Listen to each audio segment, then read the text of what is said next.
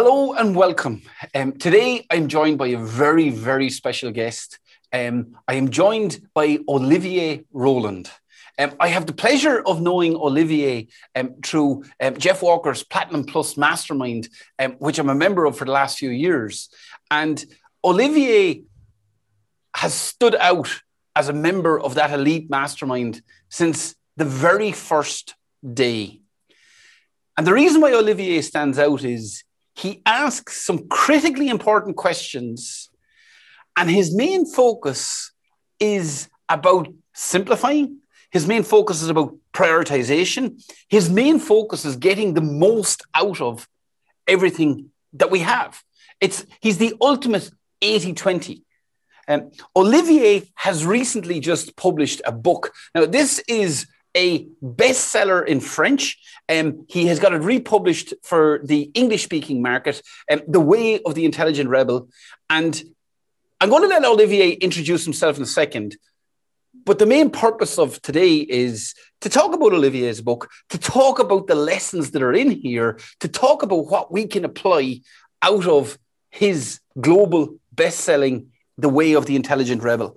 So, Olivier, do you maybe want to just start off by giving the audience a feel for who you are, where you came from, and why should they invest the time in listening to you right now? Hello, well, first, thank you. It's a wonderful introduction. Thank you for having me here.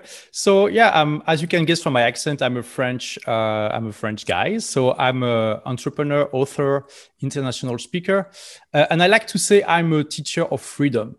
I share to my audience how to be free, mainly through entrepreneurship, but it can be with other means. And I basically teach how to create and grow a company that is in service of your life instead of your life being in service of your company.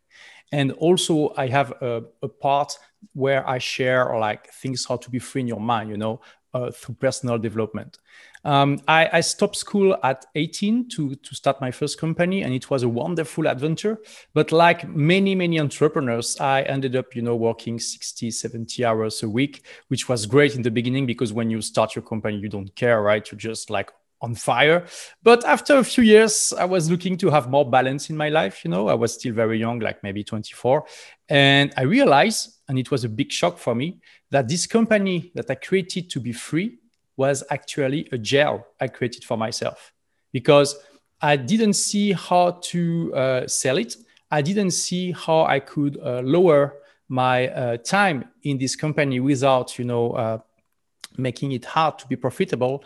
I couldn't see how to delegate efficiently. I was very it was like a big problem for me. So I was like, wow, I couldn't even stop the company because as a company manager in France, I didn't have any rights, for unemployment payments and this kind of stuff. So I was like, wow, I cannot even stop it if I want. What do I do? Or if I do, I have no income at all. So it was a shock for me, and I looked for solutions for years, and I had to, teach myself how to be a better entrepreneur, so I wouldn't be the slave of my own business. And so now that's one of the things I teach, and one of the things I teach in The Way of the Intelligent Rebel. I love that, Olivier, about being a better entrepreneur. So we wake up and we decide we're going to be entrepreneurs. We decide we're going to be business owners. Sometimes we don't wake up and decide. It's just something that happens. We find ourselves in a situation where we're business owners. But, that sometimes you see that funny meme or funny gif where, like, entrepreneurs, the only people who choose to work 80 hours a week to avoid working in a 40-hour-a-week job. But it can be like building a jail. Yeah. Like, Olivier, in your experience, obviously you've got your journey, and that's the way of the Intelligent Rebel. But in the hundreds and thousands of people that you've worked with, can any entrepreneur in any business build this freedom that you talk about? Well, theoretically, yes, but some industries are easier than others. But you can see like people who did that in every kind of business, even business that require a lot of, time and maintenance and that are brick and mortar. like if you look at, for example, McDonald's is a great story because it has basically two beginnings. The first was in the 1940s. The McDonald brothers started like just a burger restaurant, right? This was a very, very common business, but they had this insight, this genius of really like making it like very, very streamlined, very efficient. And they didn't want to build an empire with it. They made a lot of money and they were very happy with that. And they just focused on their lifestyle. You know, there is a movie, The Founder, about this. And then Ray Kroc, who was a milkshake machine salesman, you know, he stumbled upon this and he was like blown away, you know, and he saw the potential to build a worldwide empire with it. And of course, the McDonald brothers saw it too, but they didn't want to do it. They were very happy with what they have. They made way more money than they could spend. And they just wanted to have a relaxed lifestyle. So Ray Kroc basically bought the business from the brothers and made it an empire. So here we have a very common business that usually takes a lot of time from the people who work in it, burger restaurant, but with the right process, the right mindset, you can make it like a lifestyle business. It's possible.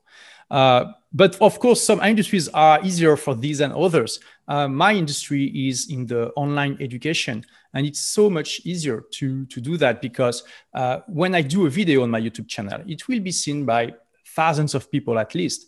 And I mean, and it will continue years after years. Some videos I made 10 years ago are still seen by hundreds of people every month. So here you have an example of one work I did years back that still pays dividend, that still bring prospect and customers every day or almost every day. So on the internet, it's easier to build systems that work for you. And that are automated through software, algorithms, etc. Yeah, but I think the key, so certain business sectors, like obviously Olivier, as you know, our audience is predominantly accountants. But accountants are entrepreneurs. Accountants can follow. There's lots of things in the way of the intelligent rebel that absolutely applies to accountants. Accountants have kids. Accountants have clients. Accountants have prospective clients. So there's lots of valuable stuff in here. But so wait, you mean that accountants are actually humans? Really? Now, Olivier, we've heard all the jokes before. We won't stand for that or tolerate that here. But what you just said, like, it's process mindset. But you also did point out that in the McDonald's story, it needed that little bit of inside genius. It needed the requirement to step back, yes, and actually think about what are we doing. So it's what is the process? How can we tweak our process to get a more intelligent result? Sure. I mean, the very basic process, and I learned it from a book called The E-Myth by Michael Gerber. It's like easy. No, it's not easy. It's simple and hard. You know, it's simple to do, but it's not so easy to do. It's just to, like you said, to step back and to understand that in order to have a real business, you need to work on your business and not in your business. Or at least you need to spend a bit of time every day, week on your business and not in. So what does it mean? When usually people, accountants, I think it's the same, but in most industries anyway, people that start their companies, they start from their technical skills. They're like, oh, I'm a good plumber. I was an employee before. Now I want to be my own boss. Oh, I'm a good accountant. So I'm going to start my own company, which is great. But the problem is you can be very, very good at what you do. It doesn't mean you're a good entrepreneur. It's a different skills, you know? And the thing is you need to learn these. And the problem is most people are not really aware of this. They are maybe a little bit aware, but not so much. You know, you need to be able to, do marketing, how to recruit people, how to manage them. And I mean, a lot of different things. And also how to think as your business, not as a job, but as a company that could live without you. That's the goal, that's the ideal. And so the difference between working in and on is like, when you're really doing something that someone else could do, like calling customers or prospect on the phone. Instead of these, you could just like create a process that other people that you will recruit or even prospect, like freelancers, could use to do what you are doing now. And there is a simple exercise you can do to train yourself, is to think of your business as the first business of a franchise, like McDonald's. Imagine that your business is the first restaurant of a McDonald's franchise, all right? Or the first business of an accounting franchise that will spread everywhere in your country and maybe in the world. For this model, for your model to be replicated everywhere, you need to know what are your processes, how your business works, what doesn't work, and to document it, basically. I always joke that there was an amazing invention in human history, like thousands of years ago. It is writing. Writing completely changed our civilization. Before writing, we could only spread knowledge through word of mouth, and completely changed our civilization. But now, most business owners, most entrepreneurs, what do? They spread the knowledge inside the companies through word of mouth. There is insufficient processes to document the knowledge outside of the brain, So it's a part of the process of working in your on your company, not in your company, is to also make sure the knowledge is not only in your head or in the head of your employees. If you go as an entrepreneur or business owner in vacation and people in your company have to call you often, maybe every day, something is wrong. It's because the knowledge they are seeking is only in your head, and it shouldn't be. It should be somewhere else, in a wiki, in a Dropbox, in a video. And it's so easy today to document what you are doing. For example, every time you explain something on a computer, on a screen computer, to someone in your company, instead of just explaining, you explain, but also you record the screen and the mic at the same time. Doesn't take much more time, right? You just click on rec and you record it, and then you have a process. You have a video that record everything you said to explain the process to someone, but then the guy you explain to, he can replay the video. You can share the video to a new recruit, to someone who can replace the guy if he's sick or if he goes on holidays, etc., etc. So it's not so hard. You just need to think about it, and then with time you will build like this library of knowledge, of inside knowledge of your company, and it will remove a lot of problems and constraints and needs to contact you or other people in the company. That's just one example of working on your company and not in. You're resonating with. I know you're not a specialist in the accountancy market, or Olivier, no. But you're immediately resonating with our audience. You've referred to the founder and the McDonald's story, which is something that I commonly talk about. You've talked about the E-myth. Every accountant, despite the fact the E-myth is now almost coming up on 35 years old, despite that fact, the E-myth is still a staple. And then you're using the phrase, Olivier, of you've got to work on your business rather than work in it. So what do you say to me, right? When I'm faced with accountants every day who are going, but Des, there's too many clients, there's too many deadlines, there's too many problems. We've had coronavirus. I'm just running on the treadmill to stand still. How would you suggest somebody breaks that cycle? Because you were there in the old days. Like, Olivier, people might look at you and say, oh, well, he's in the internet marketing world. He's in information products. That's different to where I am as a business owner. But you've been through this transition before you got to where you are now. How can somebody start creating those gaps in terms of working on the business rather than in it if they're on a treadmill right now? Yeah, and I mean, it's a very common problem. Like you don't have time to put in place the good processes. And the thing is, you will never get the gain time because of these. And before I was in internet marketing, I had an IT business, a brick and mortar IT business. So I know very well this kind of business too, So this was hourly charge, fixed machine, hourly charge stuff. So this is almost identical to our target market of accounts. Yes. And so you have a lot of ways to start. Okay, the simplest way is just what I shared before. Try to find things that don't require a lot of time. Like recording your screen when you explain something, it just takes 5 seconds. It's not gonna break your week, you know. So just do that, and then suddenly, instead of having to re-explain this over and over again to new recruits, to people who forgot, etc., you have like a process. A video is a process, a documented process that people can see at will, you know. And you can build this library of processes. And you can even ask someone in your team to transform these videos into written process.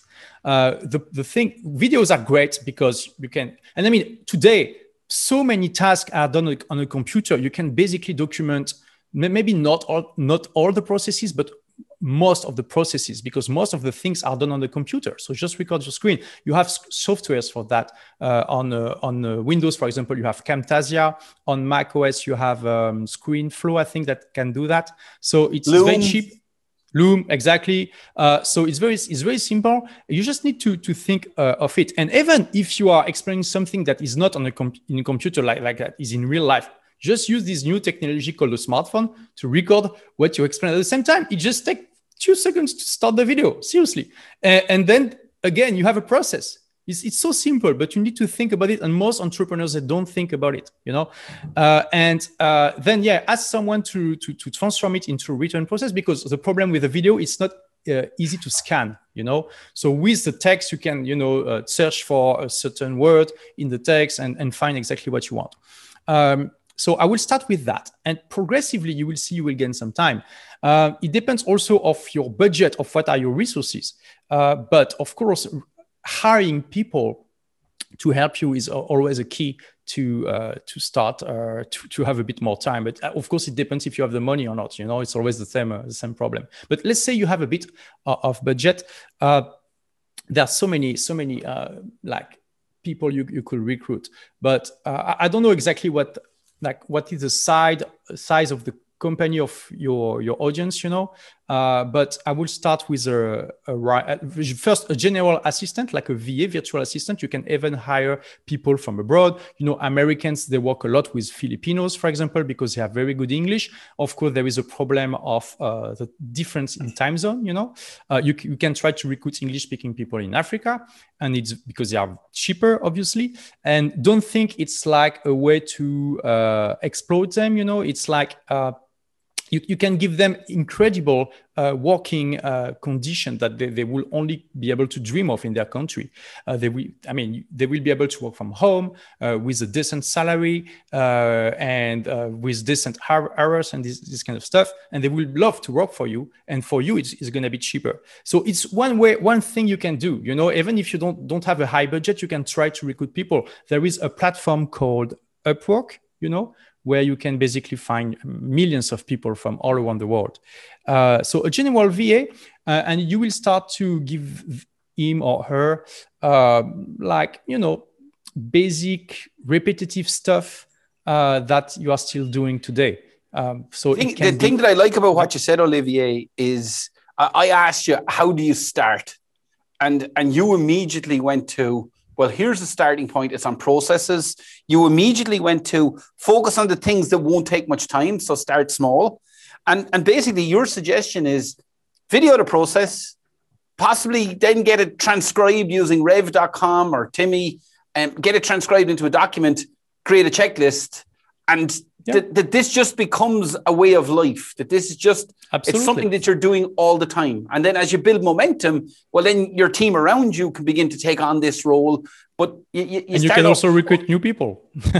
And a lot of people, Olivier, just give people an idea. Like, you are somebody who experiences total freedom in your business. So you travel all around the world. You're not location specific. What does your team look like? Do you have a team, and how does your team operate, and how does that work in terms of you being the poster boy of freedom and choice? Okay, so thank you. That's awesome. I'm the poster boy of freedom. I never thought of that. So my team is around 25 people. I have only freelancer. I don't have any employee. I live in Dubai. That's where my base is. But since 2010, I'm traveling 6 months a year. Well, in 2020, I travel a little bit less because of all the friction, right? But yeah, so I have total freedom. And my team, so I have only freelancers. Some of them work almost full-time. Some of them work part-time. So I don't know exactly what is the equivalent in full-time people. You know what I mean? I will say around 15 maybe. So there are, my company is organized with a few principles. The first principle is it's asynchronous. Asynchronous, meaning it's not synchronous, right? For thousands of years, the only way to do business and any kind of project was to work simultaneously, you know, like in synchronization, meaning you had to talk to people basically. Today, it's not so mandatory. So what do I mean by asynchronous? It means in my company, direct conversations are actively discouraged. It doesn't mean it's forbidden, but it's discouraged. We don't want people to call other people. We don't want people to do meetings. We want people to communicate through project-based software like Asana, that's the one we use, or eventually emails. And so there are a lot of benefits with that. First, a lot of studies show that most of the meetings are a waste of time. You know, not all of them, but usually that's where people like lose the most Olivier, of time. you're breaking my heart here by implying that meetings are a waste of time. I love going to meetings so much. Can we not have more meetings? Well, if you love it, it's great, but is it efficient? It's not the same thing, you know? So it depends what are your priorities, you know? And don't get me wrong, it's a great way to do team building, to build like a great atmosphere in your business, but is it efficient? That's not what the studies measure, you know? It's not happiness, it's efficiency. And most of like I had to check the numbers, they are in my book, you know, but I think 55% of top executives in the US admit that they are daydreaming during most of the meetings, because the problem is most of the time they are just here because why not? But what people are talking about is not really their primary concern, you know? So again, I'm not saying it's forbidden in my company. We do some meetings, but we try to really, really have it at the lowest number possible. Also, the thing, I mean, when you don't have like direct conversation, and I know what I'm sharing is a bit extreme. I'm not saying it's for everyone. I'm just showing like one of the possibilities that is possible with today's technology. So maybe it can open a little bit the horizon of some people, you know. Well, a lot of conversations are not so efficient also, like in companies, you know, people are talking about, you know, daily stuff, you know, and in my company, it's really task-oriented, project-oriented.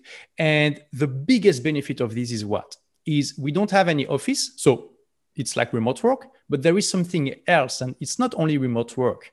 It's also, we don't have any office hours and people can work at their own time. We don't care if someone wake up at 6 a.m. or at noon. It doesn't matter at all. So it's great because we can attract a wide range of people, you know, and they basically our schedule is very, very flexible, and we can attract a lot of different people. And it's not for everyone also in the team, because some people need really like the structure that an office and office hours and someone being in the same room as them telling them what to do provide. But you, with this kind of organization, you attract people who are autonomous, who lack freedom, who lack the freedom you give them. And another benefit is you can recruit everywhere in the world. It doesn't matter if the person is in the same time zone as you or not. It doesn't matter. For some people, for some jobs like calling customers and this kind of stuff, you have to be not too far away, you know, but maybe plus or minus 3 hours, which is already a big part of the world. You know, you have people in your team living in a lot of places already. And so my team is from everywhere. My right arm, Elizabeth, she lives in London. I have my administrative assistant in France. I have a team of 4 people in Morocco, 4 people in Benin, which is a French-speaking African country. I have someone who is a digital nomad, so he travels all the time. Right now, he's in Myanmar. I think I have people in Quebec, you know, in someone I work with sometimes in Tokyo, etc., etc. It doesn't matter. So it means, I mean, Until now, you could only recruit in a very small area around your company. And now, suddenly, the whole world is open to you. You can recruit everywhere. As long as the person speaks the same language as you, there is no barrier, you know? So Olivier, you're touching on something that's quite painful for accountants right now. As Ireland and the UK open back up, okay, and people are now coming back to offices, accounting firm owners are sitting there rubbing their hands saying, excellent, everybody's back in the office, we can go back to normal. I'm not sure whether that's going to happen, but one of the resistances from accountants is it's extremely difficult to manage people remotely. Now, I've already had a huge insight into what you last said, because you said this is not for everyone. So this is not for everyone. So you need to attract people who are autonomous people. Yeah. But the big question, Olivier, you've got this team of 25 people all over the world. You've now got this asynchronous principle around which the business is built. We don't necessarily do meetings. We collaborate through project platforms like Asana, and that's where we communicate. How do you manage the individual inputs of team member number 22 and team member number 11 and team member number 7? How do you manage the outputs on something like that with such a broad, global, diverse remote team? Well, first, my right arm, Elizabeth, she recruit and manage some of the people for me. You know, so she's actually the one in contact with most of the team on my behalf. It doesn't mean that the team cannot reach to me, but they don't have any incentive to do it, you know. And also, nobody in my team has my phone number except Elizabeth, my right arm. And she basically never calls me. Anyway, I don't answer the phone. So also, there is no urgency in my business. I understand that in some industries, you can have urgencies, but usually...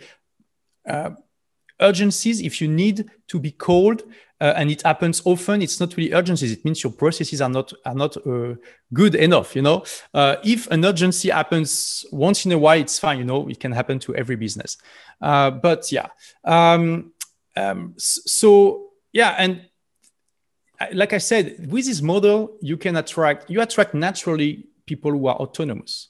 Okay, and to come back to what you said about the business owner who wants to come back to normal, I'm saying it depends. You know, we both have a friend called Ricardo. You know him. He's a Portuguese entrepreneur, and I saw him in Portugal like 3 weeks ago. And you know, before COVID, he was like super excited about expanding his office where he had around 20 people. He paid an architect to build, like to do plans to have an amazing office. And I saw him 3 weeks ago and he said, nah, I'm just selling everything. I'm going full remote, you know? So it's an amazing transformation because he's so with his own eyes that actually doesn't provide in his mind so much value. And of course, everyone is different. Some people will say, I prefer to have an office. Some people will say remote is the way. But I think the COVID situation really opened the eyes of a lot of business owners on the fact that it's not so mandatory to have office anymore. It can be useful. It can be not so useful. Maybe you want to have an hybrid model where you give 1 day or 2 days a week to your employees when they can work remotely. And of course, I mean, if you see that the output of people is less when they work from home, something has to be done. You know, you need maybe to do some training. Maybe the people are not the right fit for this model, and you tell them, so sorry, but you have to work at the office. So maybe it's an incentive for them to be more productive when they are at home. You know, and also if you use Upwork, for example. It's a great system. When the freelancer starts to work for you, you click on a button and it's an Upwork software, you know, and then Upwork starts to monitor what he does, you know, and it's completely transparent, you know. So sometimes Upwork takes a screenshot. It also monitors the keyboard activity, not what is typed, but if someone is typing on the keyboard or not, you know. And so you can see easily if a freelancer is billing you and is not working for you. And I think it's a great system because it builds trust is based on, you know, some kind of verification at some point. And when you are in an office, you can often, it depends how it's organized, you know, especially, but you can see at what people are doing with a screen, you know, and if you see someone watching Netflix in your office, you're going to say something to him, right? Well, it's the same principle here with Upwork. Okay. Okay. Tell us this, Olivier. So the book is just out. What Yeah. is your favorite chapter in the book and why? Oh, that's a great question. You know, it's hard to choose like a part of a book you spent 4 years to write. But I would say actually it's the first part, the three principles to have a successful life. I think the exact translation in English is the three vital principles to have a successful life. Because I start with a quote from Emerson. I don't remember it exactly, but it says more or less, there are millions and millions of methods, but very few principles. The men who choose a method without understanding the principles are doomed to fail. The men who understand the principles can choose their method efficiently. So I decided to start the book with three principles based on this quote to help the readers to choose their method efficiently. And the three principles are first, you know, there are a more efficient method in every field, everything. And I give a few examples that of like incredibly effective method that don't require a lot of time to learn, you know, and you can be you can learn this kind of method in everything, like how to make money, how to become a better entrepreneur or manager, how to make love. You know, you can become a better lover just by learning a few tricks. Everything really. And then it's like the 2080 principle. The 2080 principle that you mentioned at the beginning of the video, like 20% of it's a principle where you spend 20% of your time, of your energy into something, and it brings 80% of the benefit. And a very important principle is healthy skepticisms, because it's easy to like be doubtful about miracle method, and it's completely normal, you know. But sometimes some things that appear to be a miracle is actually just a good method or strategy that is very common in an industry, but not in another. So it seems alien to you, but actually it's already proven. Or I love this quote from the American writer, William Gibson. He says, the future is already here. It's just not totally spread out yet, you know? So sometimes you see a bubble from the future that goes on you, you know, and you don't know it because it's not really well known yet, but it's going to be the future standard, you know, because it's more efficient. So how do you do to separate the fake miracle method from the great good processes, strategy, method, etc.? Well, it's not easy, but the principle I'm offering is healthy skepticisms, meaning it's completely normal to be skeptic, but you have basically two ways of being skeptic. You can be like, okay, I'm sure it's a scam. If it would work, everyone will know it, etc., etc., and then you do nothing. And then you have the good skepticisms, which says, hey, okay, maybe it's a scam. Maybe I should have known it if it would be really that efficient. There is only one way to know, is to test it to see if it works or not. So basically, you adopt a scientific mindset. Instead of rejecting the things outright, you're like, you're asking yourself, okay, what is the simplest experiment I can do to see if it works or not for me? And of course, you cannot try everything, you know, you cannot try everything. You also have to choose your battles. But overall, it's an amazing mindset to have.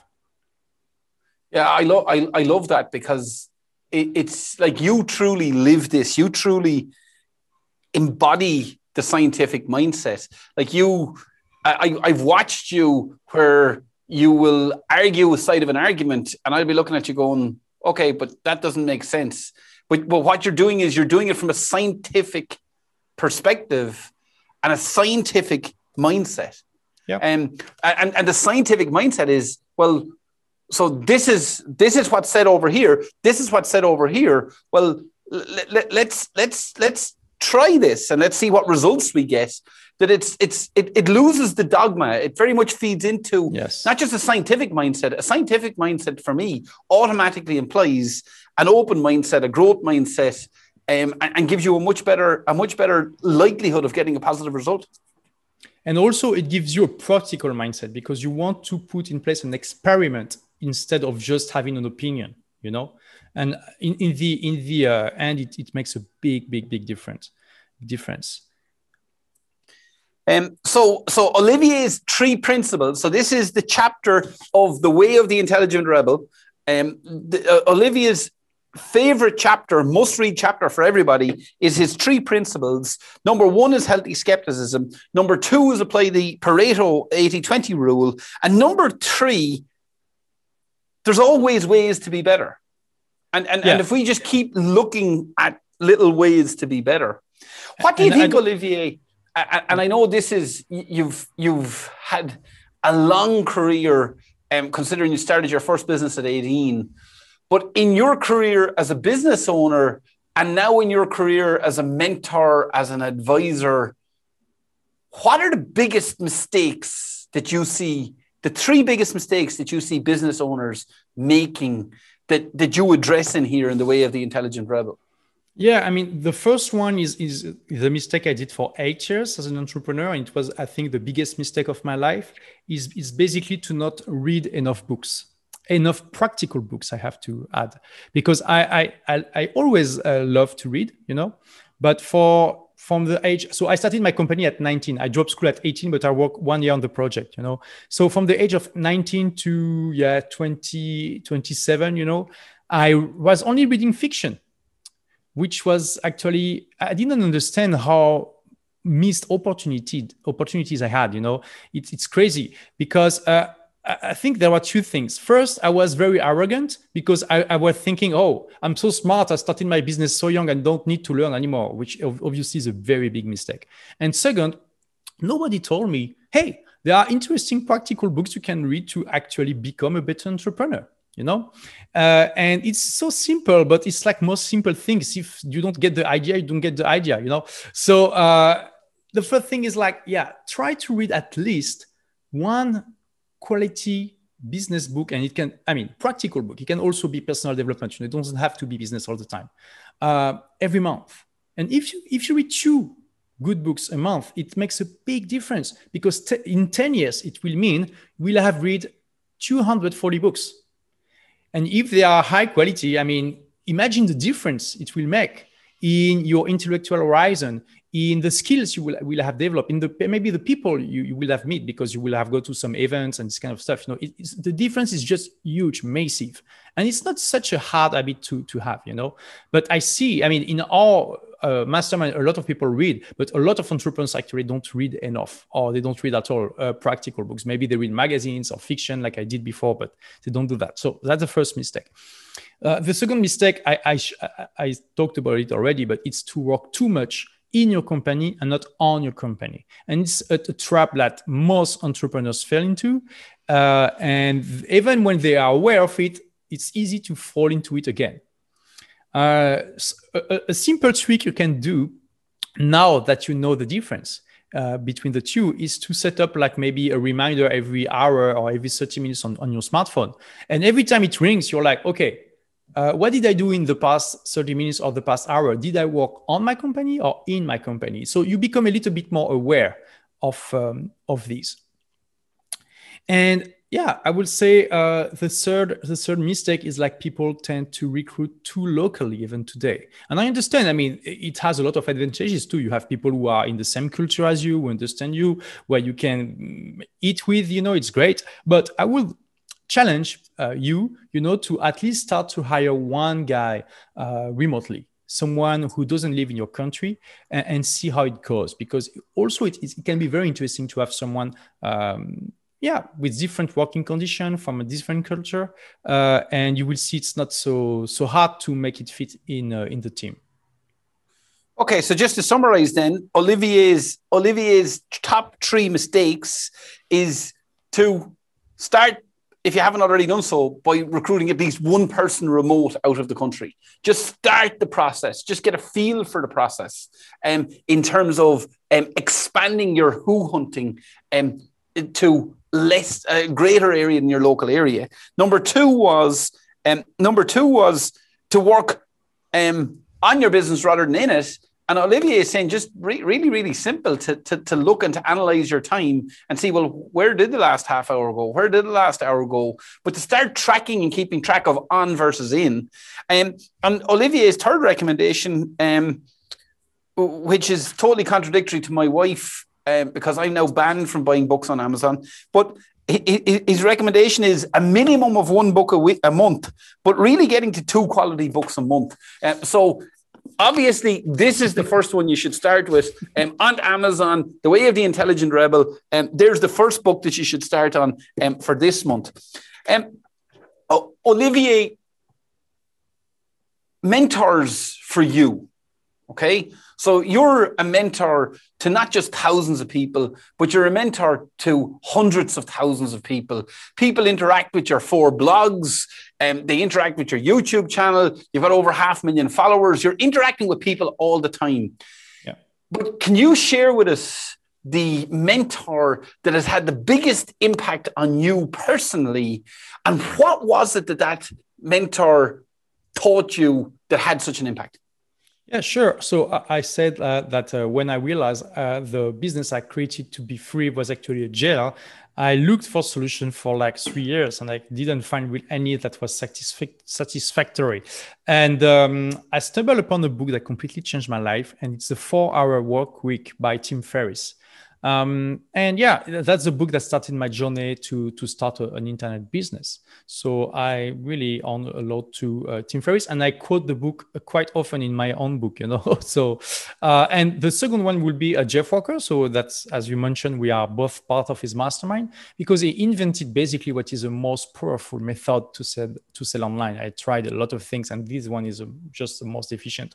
It's called the product launch formula, and it's how to sell products online, especially online products, but it can be applied to everything efficiently. And just as a parenthesis, as a sideway conversation, but also maybe for some of the people who are listening right now, a way to automate a business is also to transform your skills into a product. So what does it mean? It means, for example, if you are a good guitarist, instead of making money by the hour by playing guitar, you create an online course to teach guitar, and then potentially you can sell it to thousands or tens of thousands of people without to have to do it, to play all the time. You know what I mean? It automates your money, and then you can actually make money while you sleep. But it's just one way of having a business in service of your life. Yeah, I love that, because there are some accountants around the world who have basically built online training businesses on the back of their skill from accountancy, bookkeeping, business advisory. And it's a very different way of earning a living, but it's absolutely a scalable way of earning a living, because over here it's about inputs and outputs and tangible hours. Whereas when somebody was to move from their standard accountancy deliverables into an information product business, it would change everything. Well, sure, and let's be honest, your mentor Jeff Walker changed everything for me, because I was doing the hourly rates, I was doing the hourly work, but when I discovered launches and product launch formula, it totally shifted my thinking. So in terms of, you mentioned Tim Ferriss and the 4-Hour Work Week. Now, it's probably very difficult to pick one thing from Tim Ferriss, but if you were to pick one thing from Tim Ferriss, what was the aha moment, Olivier? And whether you knew it at the time or not, what was that aha moment that changed everything? Well, there is a paragraph in the book that most people overlook, and I think it's actually the most important. Tim Ferriss says most people take productivity the wrong way. They learn productivity hacks and a method of organization that make them gain some time, in the week. But he says the problem is not this. The problem is how do you fill the void? Meaning how you are not bored when you don't work. So, for example, if you learn a new productivity technique that makes you gain, 2 hours a week, then you have 2 more hours in your week to do something. But if you don't know how you will use them, by default, you will spend your time in front of your computer looking for things to do. That's what he called working for work's sakes, and you really, really, really want to avoid to work for work's sakes. You want to work only if you need to, and you want to work efficiently. So it's very interesting. He says, actually, you need to think in reverse. You need to find something that fill the void first. And then you will be motivated to be productive because you will want time to do this activity.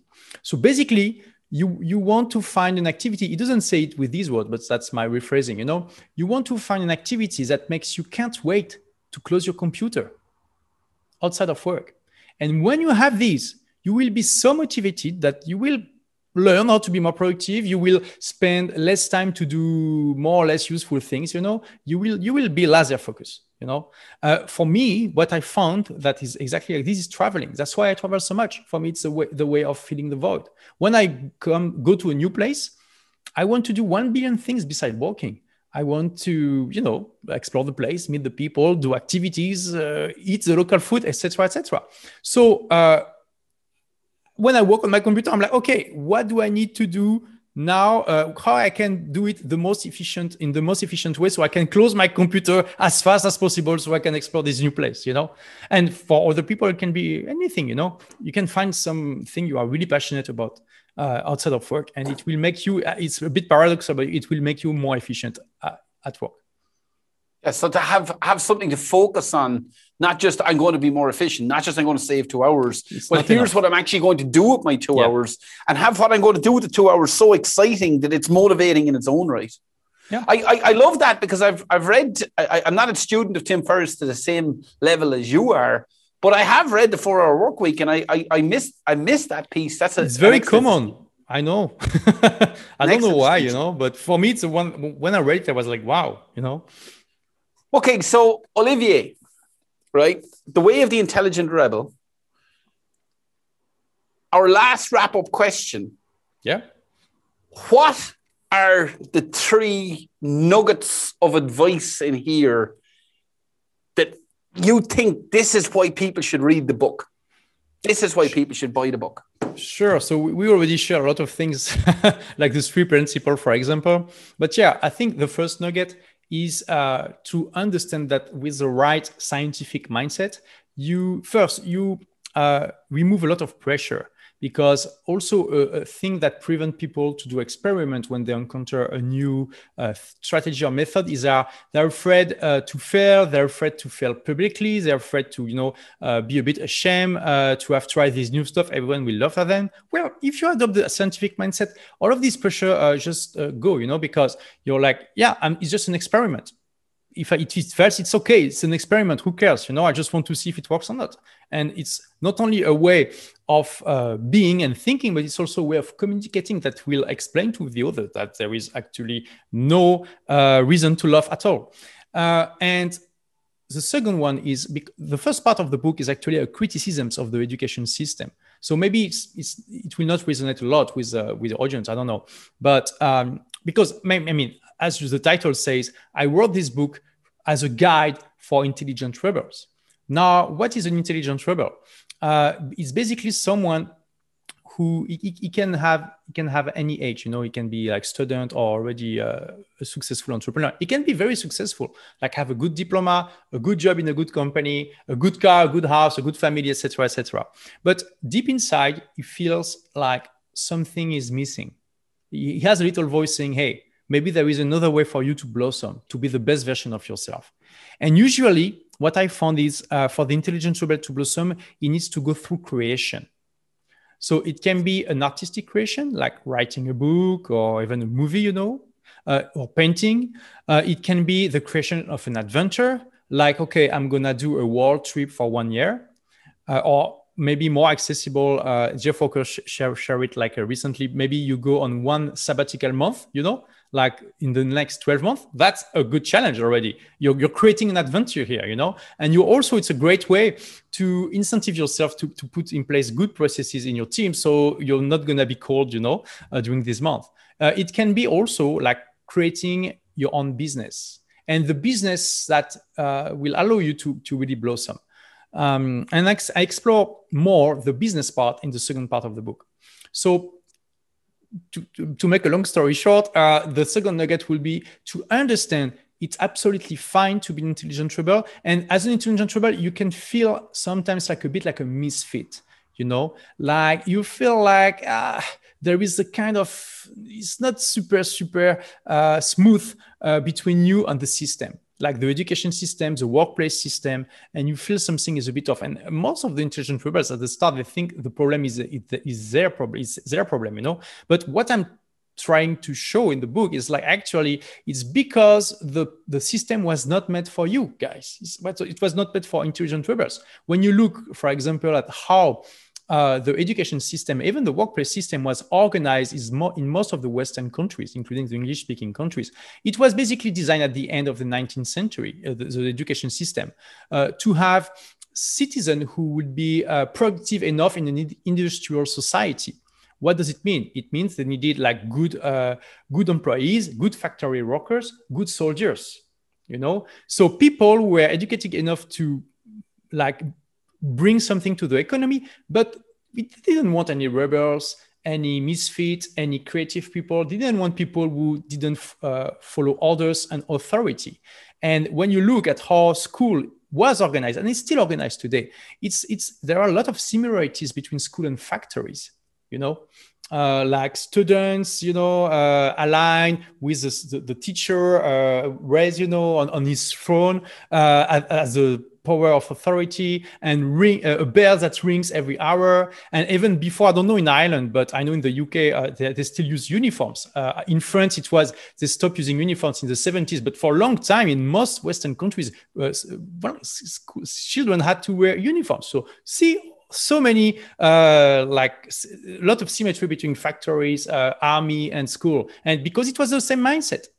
So, and we can also understand governments, because at the end of 19th century, most of the rebels actually were starting revolutions, like really bloody revolutions, you know, like civil war in the US, like the Commune in France, where Paris was taken by communists for 1 year. So it was a mess, you know, so they were afraid of this. But nowadays, rebels, they don't start revolutions, bloody revolutions, they start startups, they start new businesses, new adventures. So there is no incentive to, do that anymore. But the system has so much inertia that it's hard to change it. So it's important to realize this and to overcome the limitation of the system by yourself, because if you wait for it to reform itself, you're gonna be dead before it happens. So sorry, it's very long nugget, but yeah.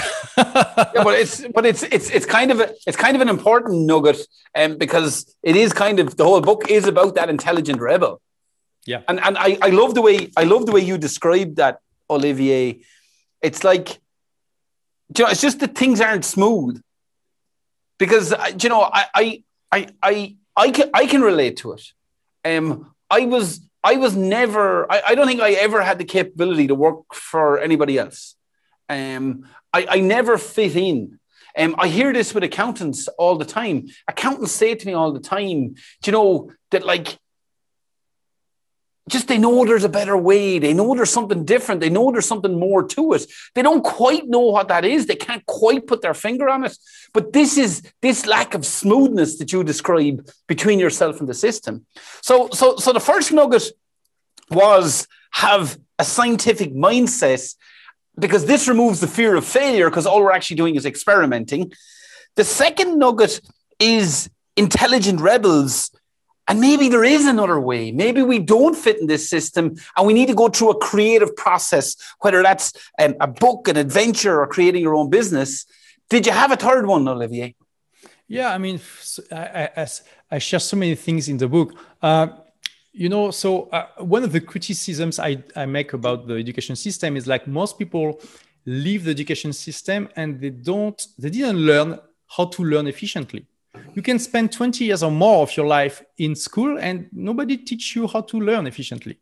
And the education system is very bad also at implementing the discovery of neurosciences and in the best way of educating yourself. So I'm sharing that in the book. I'm sharing different very simple tactics and strategies you can use, like the spaced repetition, for example, that you can use with software on your smartphone today. I'm learning Portuguese with it. I mean, I never lived in a Portuguese-speaking country, but now I did like a few months ago a 1 hour presentation in Portuguese for Ricardo, for in front of I mean, it was virtual, but like in front of hundreds of people. And 2 years ago it was in really physical this time, and it was in front of like 500 people.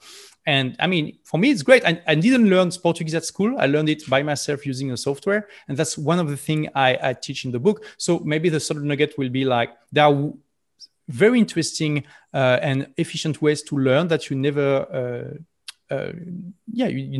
nobody shared that with you in school. And today with nowadays technologies, it's easier and easier to learn every day efficiently.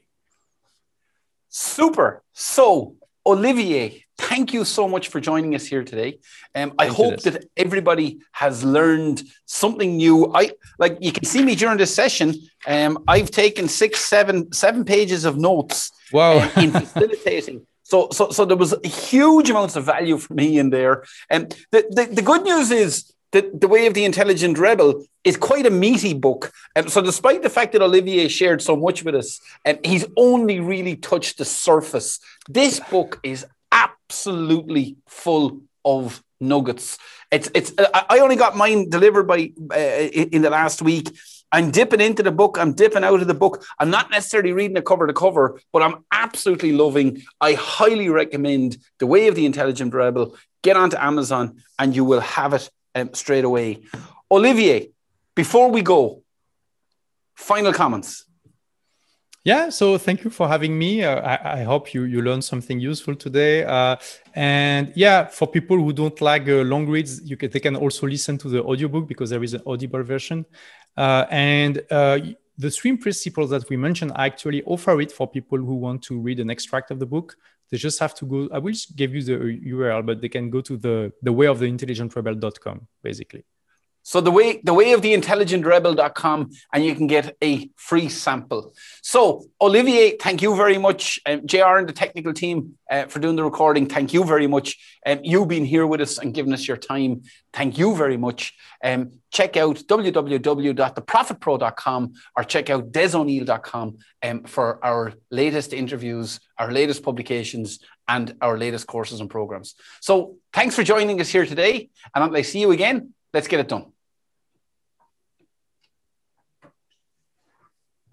Okay, so I think you've got the... Yeah, it's awesome. Yeah, Gerald, take that out. Did you pick out a few nuggets, JR, that we might... So what we're looking at doing, Olivier, is we're going to send it to our entire list, but what we're also doing is we're just going to maybe pick out some nuggets and post them out through social media to lead to the full interview. Oh, actually, let me do a story for my audience also.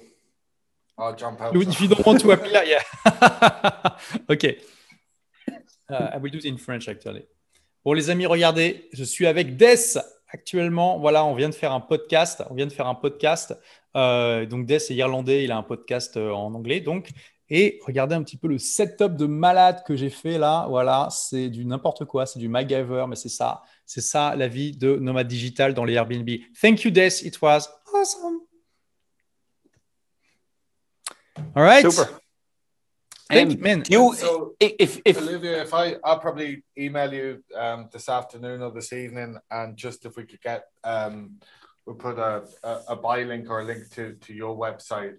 Okay. Underneath it, and we can put a bio or anything else you want us to put on that page. We can put that up there as well. Okay, thank you. And super. So what? It was. So what else is very? What else is going on with you? How's the American launch going? It's literally only landed on Amazon now, has it?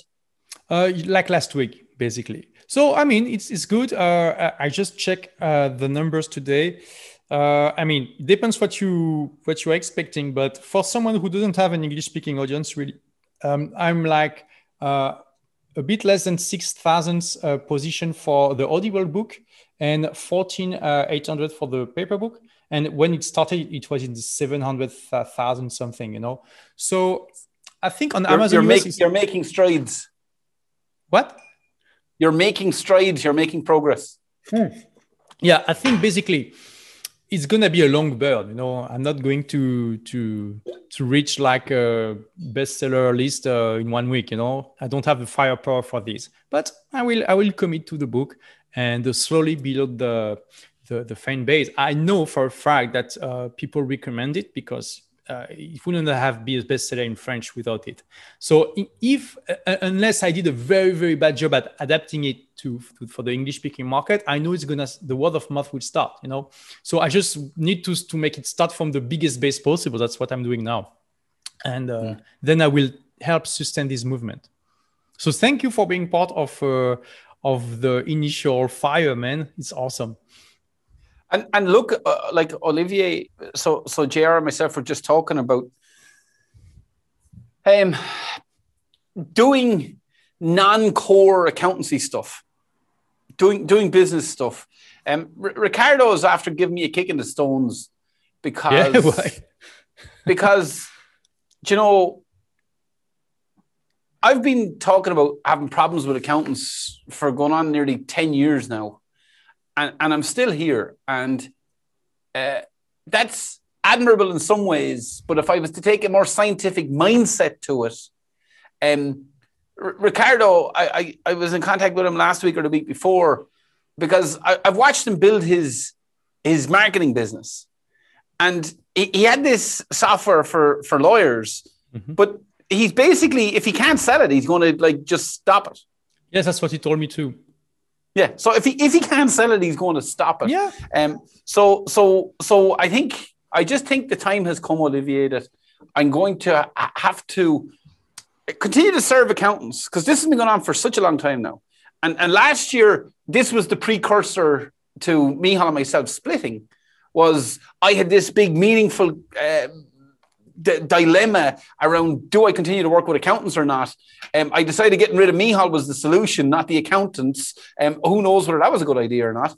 But yeah, so I'd like to do more of this and begin to build a brand like Ricardo did into the business market. So at later stages in your book tour, Olivier, I could talk to you for 3 hours and find it interesting. And if I'm finding it interesting, I can only presume that our audience will find it interesting as well. So, you know, whenever you're at the next stage of the process, we're not going to sell a lot of books for you, Olivier. But, you know, if some people in Ireland will buy your book, if it's part of the bigger process, we're delighted to be part of it because, like, everything that you said there, I could have said you were an accountancy expert.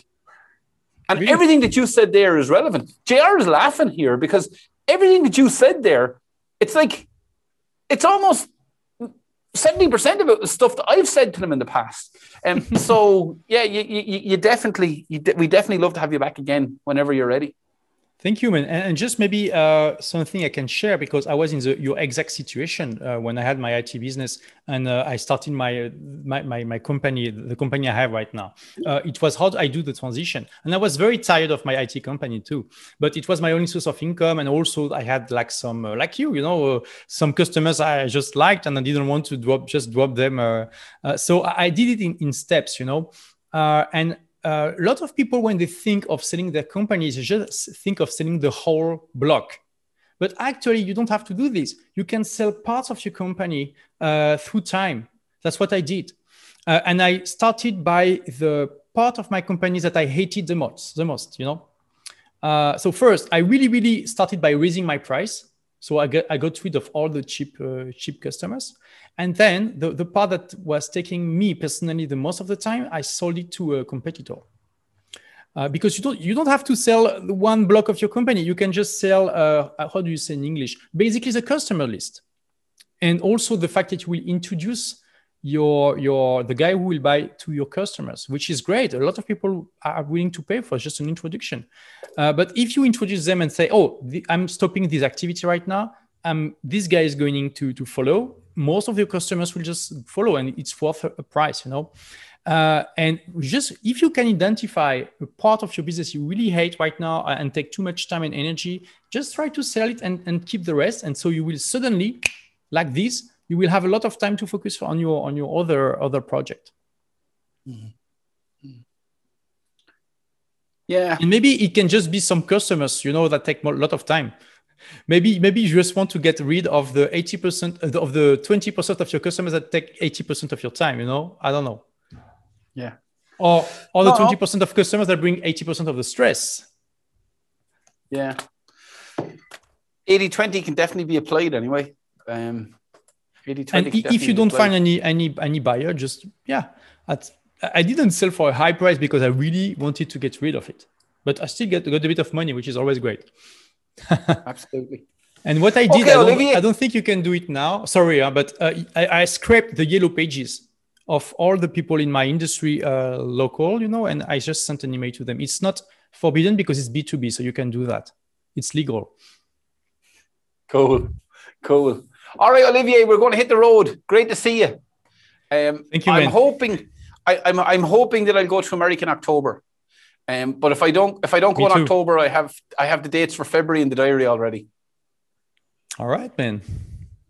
All right. Take it easy, Olivier. You too. See you. All the best.